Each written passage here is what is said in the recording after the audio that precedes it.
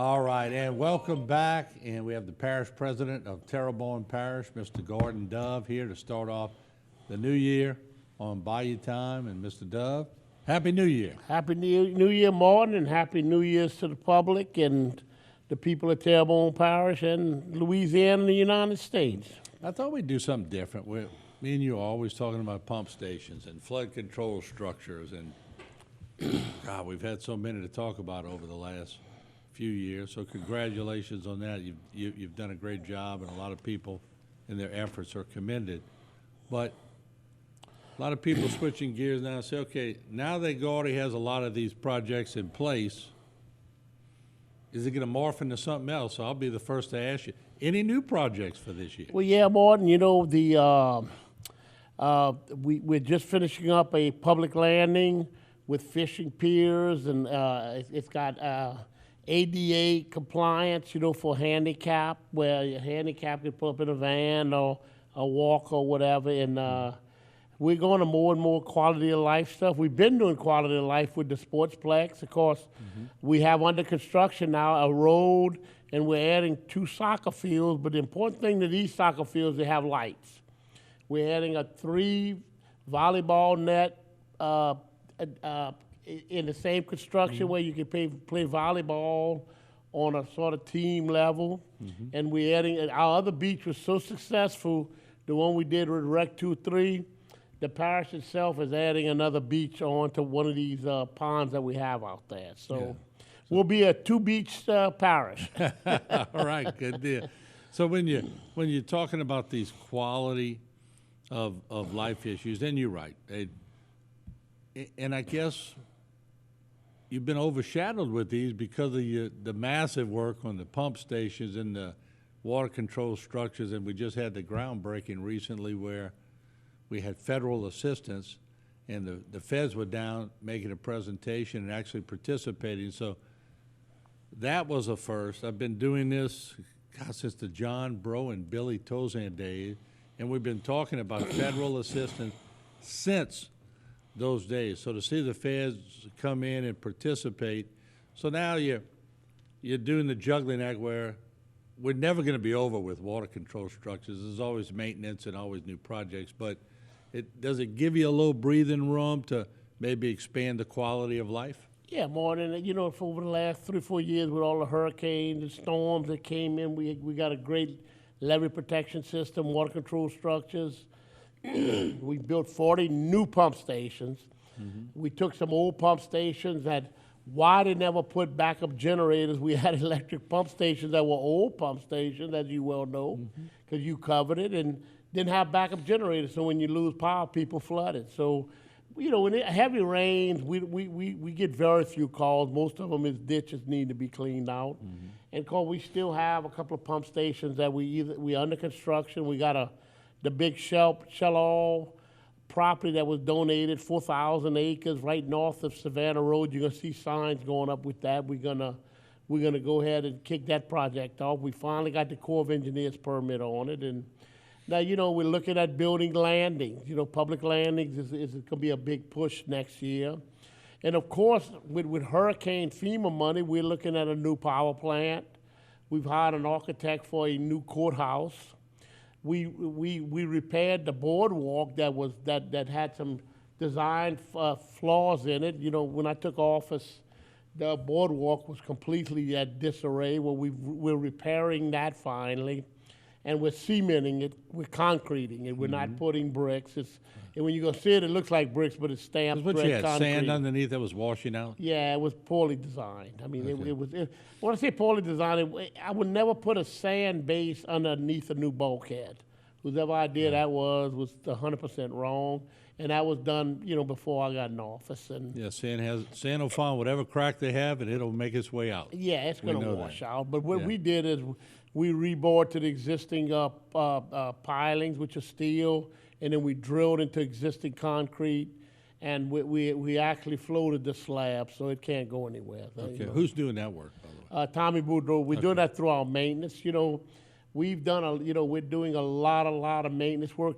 You know, more than another thing we're doing, we're buying land in marshes and swamps where these drainage canals go through. So we're buying land, and it's not very expensive to buy, that we don't have to go to a landowner or something, we can just go clean it out, you know? Right. And because we're securing all the right-of-ways and servitudes, which was never done in this parish. There's a lot of servitudes that were gotten but was never filed or never gotten, you know? So we've corrected a lot of that. Besides, our road crew we will and we have been 3 crews for 7 years repairing concrete panels. As you know, these subdivisions are sinking and the panels, we do thousands of panels a year. I mean, we don't even talk about that. There's a list, right? It's a list, and Yeah. that doesn't count the overlay, the asphalt overlay that we've done. Another thing we're doing, we're building a new building for Public Works. The administration before me chose to do public work buildings with double wide trailers, where you know about how long that lasted. They junk. So we're building an actual building structure, and we should go to bid on that in the next 2-3 weeks. I don't know, when I called you a few weeks ago, people who were using, let's say, Bayou Black Marina had heard that it was going to be shut down. So of course I immediately told them, well, I don't know, but I'll ask the parish president. So maybe publicly, what can you say on that at this point? Anything in the works? Yeah, Martin, there certainly is. You know, they have some public waterway, I mean, they have some private waterway issues and private land issues that we are working with the landowners and the landowners of the marina itself, and we are trying to come to a consensus where everyone can live with it. So we actually right in the middle of talking with them as we speak, and we plan to do something because we need a marina down there. Yeah, so it looks promising. Oh, up there, I should yeah, say. yeah. Kind of a little bit northwest. Depending on where you of us, live, yeah. huh? You're right. So, but it promising, looks promising? Yeah, I mean, I think that, you know, I think I believe we're gonna definitely go in there and try to work something out, and I think we can work something out. Yeah. And you know, it's and if we can and it does get shut down, then we'll find another location. But right now, that's our focus, and with the landowner and the owner of the marina itself. I know you put a lot of emphasis on the boat launches, and it's not the first. Y'all been really working at these boat launches and beautifying them, and I think you put Clay Knockan in charge of that area. It's worked out pretty well for people in the parish, hasn't it? Well, Martin, I took Clay, who's done a great job in solid waste and all, and I took his department out of utilities, which it should have never been in, and because that's a whole different realm of work. And then I added grass cutting to him to solve this grass cutting problem. And then all the landings are under him. So, between that, if you notice, we putting trash cans out of these deals, and we're cleaning up where people are fishing. And we do ask the public, please use the trash cans. Projects like that are really crucial. But, one of our big focuses have been on, like I say, the sportsplex, and you see a lot of stuff under construction, a new parking lot that's going to be able to park another 300 cars. I know they're parking way down the road now with soccer. It's such a big, sport for our kids and all. And so we are adding a parking lot with those two fields. And We didn't have soccer when I played in high school. We played it recreational at times, but boy, has it grown, huh? It's grown. I think a lot of parents like seeing soccer versus maybe football or something because it's not as hard as a sport on a kid. I don't know, a soccer ball straight in the nose. Or a foot, yeah. Yeah, doesn't feel real good. More than another thing we did, if you go to the South Down Summerfield Park right there off of Val High, we put a bathroom in there. It's a handicap bathroom, and that's been a really good park for people to bring their children. And I mean, why do we have a park without a bathroom? So we got with Rec 2-3, and I want to thank Rec 2-3. They worked with us. We each put up half the money. But we made sure it was air conditioned. We made sure it was nice. We got to get away from these cinder block walls that they go in there with a fire hose and clean the bathroom. Right. That's what they did 40 years ago, There's no reason not to build nice bathrooms. Go look at the one at the sportsplex that I built for the soccer. And I mean, it's beautiful bathrooms, you know, baby changing, and it's got all the amenities you need, plus air conditioning or heat, depending when you go. On the next segment, we'll talk about Steve Scalise. I mean, there's a possibility, folks, that you're hearing the rumblings that if McCarthy doesn't get the vote, that it could turn to Scalise. We'll talk about that after the break. But let me ask you this. Locally, right now, you have a temporary council person because you have an election coming up. Anything concerns you about that, or is it business as usual? Well, you know, the way the home rule charter is written, it was up to the council to appoint whoever they wanted, and they appointed, the majority of the votes went to Alvin Tillman, and he did get on the air and say he wasn't gonna run again.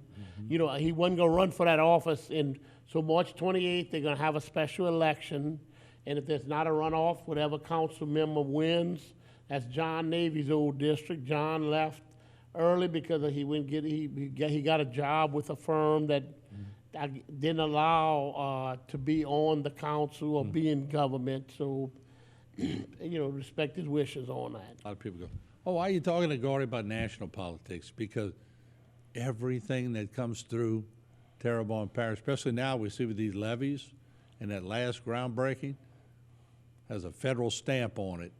And we've been trying to get that relationship resolved, and I know you've been instrumental in doing a lot of things, fundraisers up the chains, very political maneuvering that's paid off in the long run. But now, I mean, back in the day, you know, if you were talking old politics, we were always trying to see where Tozan or John Breaux or Bennett Johnson would end up on these committees. Now we got Steve Scalise, who, if people don't want Kevin McCarthy, he's the man. Oh, yeah, yes. Yeah. Well, you know, more, so let's start back at, as you know, with state politics is where we get a lot of our capital outlay money and a lot of our state monies. We got the local government that we put up money. Then you have the state. We've got three guys in money management positions, you know, Bretta Lane, Jerome Zarang, and of course Tanner McGee. And then you got, you know, of course Barrel and which is on appropriations, and also Mike Feasey, which is on revenue and fisc. And it's so important that if as a parish president you keep up with national politics, it's as important as state politics. I serve with Steve Scalise in the House, and he's a very good friend. I support him from day one, and actually I'm going to Washington in about 2 weeks up there, 3 weeks. And you know, he's majority leader, and he's got a very good shot at speaker because, as you know, that you know McCarthy has some problems with some of the members, and so he's you know, all he can do is sit back and wait, see if they choose him or not. But as majority leader, it's huge for Terrebonne and Louisiana. I mean, it's unbelievably huge. As speaker, it really puts us in another realm of able to get monies and get legislation through. I explain it like this. If he would be speaker, it's him sitting at the top going, I want more monies going to Terrebonne and Lafourche, blah, blah, blah, on these projects. If he wasn't, then he's got to go ask the person. That's right. Or he could tell the person. Right. Yeah. And remember, as majority leader right now, he's over all the chairmen on the House side. Yep. He is over, as you know that, he's over the chair. So we're in a very good position. We can only move up from here with Steve, and like I said, I plan to go see him in about 3 weeks, and hopefully he's already been elected majority leader. It was no objection. Yeah. It was unanimous. And that sort of shows you his personality a little bit. He's able to maneuver through. It used to be Republican, Democrat. Now there's about 4 sectors of the Republican Party. He's got to maneuver through all of them. Yeah, more you got your super conservative, your conservative, your conservative, and then your conservative to your moderate, you know. And so you've got to. It's same way in the House. You've got to say. I mean, the state legislature, the House and Senate. You got 4, and your super conservative Freedom Caucus, the Tea Party. They're very, very far to the right, and you have to get all these guys and gals together. But I think what you have with Scalise is the fact that he's pretty even keeled. When you talk to him, yeah, he gets a little ramped up, but ramped up for him is not the same kind of ramped up as you see from some of these other people on national TV all the time. His ramping up is probably his asset because I think he knows when to stop agitating. He's pretty good at keeping even keeled. Do you find him the same way? Yeah, Martin. In politics, whether it's state or federal, there's politics and there's smart politics. And there's a way to do it. I mean, there was no objection to him as majority leader. So that tells you that he keeps up with all of them, and he moves the country in the direction that his party wants as a whole. And of course, I truly believe in Steve, and he'll make a wonderful speaker if it comes to that. But as majority leader, I'll take that all day long. I think that says a lot that everybody went his way. So he's been able to maneuver inside the party without agitation. I use that word again. When somebody doesn't vote against you or mount opposition to you, it means they like you. Yes. And then, of course, we have Garrett Graves on the House that does a wonderful job. So Garrett will get a good committee. Right. He's already on some good committees, but he really should get a good committee. And, of course, on the Senate side, you have Bill Cassidy and John Kennedy. So we really have a good delegation on the federal level. And if, on the federal level, look, we just got $412 million for Morganza for the first time. Yeah. We're getting hundreds of millions of dollars through FEMA, which is all federal. So the federal government counts as much as the state if we want to move Terrebonne Parish forward. And, of course, we had our own skin in the game that helped out on the local and state level for years, but I know you as the parish president, you're not going to turn down any federal dollars coming in because it's quite a bit. I'll take all I can get. They move a little slower than local money, and they move a little slower than state money, but we still move the federal money, and we've been lucky. We've gotten a lot of grants. I mean, we got a $10 million grant for another pump station, be our third one in Bob Black at Gibson, which we're really, that's going to move, it's going to probably go to bid in about a year or so, and that's going to give us our third one. But so federal monies, we're constantly getting federal monies for the police department, the fire departments, the government, that really a lot of people don't see, but we do get quite a bit of it. Well, in closing, I can say I've been on the news desk 40 years, and I've watched the feds say no to levee projects, so and now they're saying yes. So about 30 seconds left. You can close. My heart goes out to Larry Vauclan, good friend of mine. His wife Gail died. I think a lot of people know Larry and Gail, and our hearts and my family's heart goes out to him and all the other people in Terrebonne, Louisiana, in the world that have passed away in this in this past year. God bless them, and God bless the veterans. All right. Happy New Year to the parish president. We'll take a break. We'll be right back with more on Bayou Time.